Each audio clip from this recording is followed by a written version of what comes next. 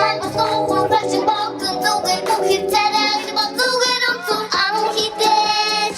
En drömlandsdel, inget den. Och just loftet, och det hittan. Vänsen loftet, och ni sarmin.